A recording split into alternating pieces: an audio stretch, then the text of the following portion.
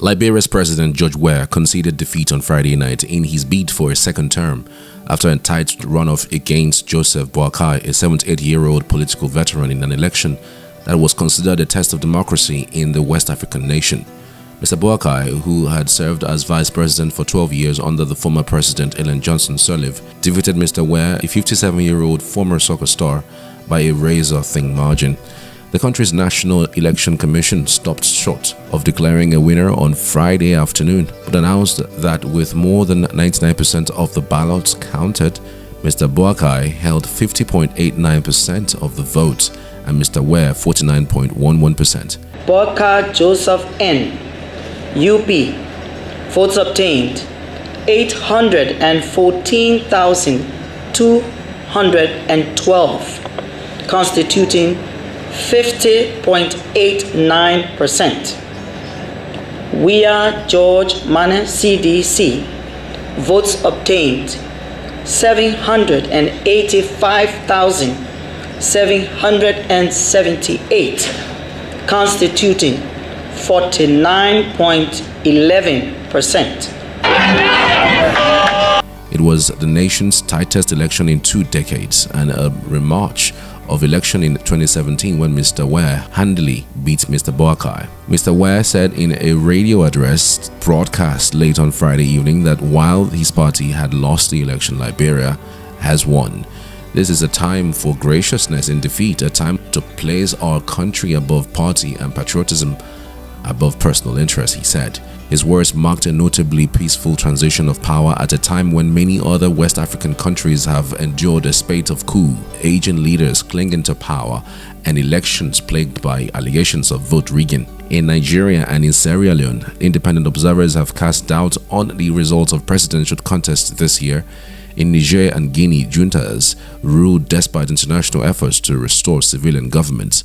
This is the first time since the early 1900s that an incumbent president of Liberia has not been re-elected after serving one term. The swearing-in ceremony is scheduled for January.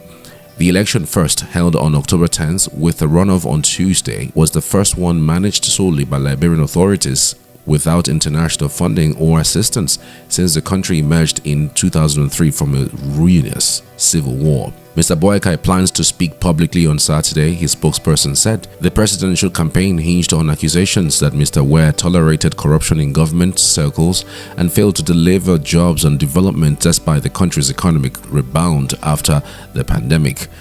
One voter in the capital Monrovia said that he had cast a ballot for Mr. Boakai because of his promise to crack down on drug abuse and corruption. Liberia, a country of 5.5 million people, declared independence in the 19th century, a century ahead of most African countries, with a democratic political system that was modeled on that of the United States.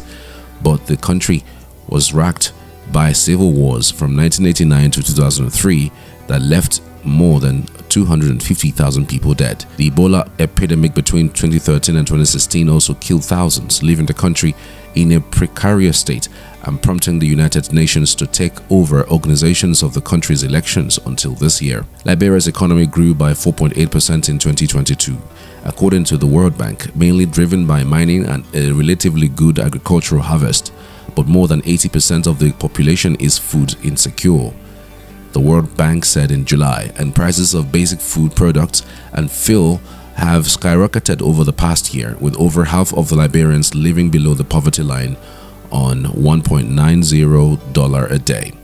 A team of observers from the Economic Community of West African States on Wednesday congratulated Liberians for the generally peaceful conduct of the elections so far. The European Union said in a statement that Tuesday's runoff was calm and well organized, and there were organizational improvements compared to the first round. Police officers in riot gear patrolled the streets of Monrovia, the Liberian capital, as the vote proceeded, while polling workers counted ballots late into the night by lamps and flashlights because of power cuts, which have become common in the country. Kindly subscribe to this channel as always for contents like this. Many thanks for watching. See you next time.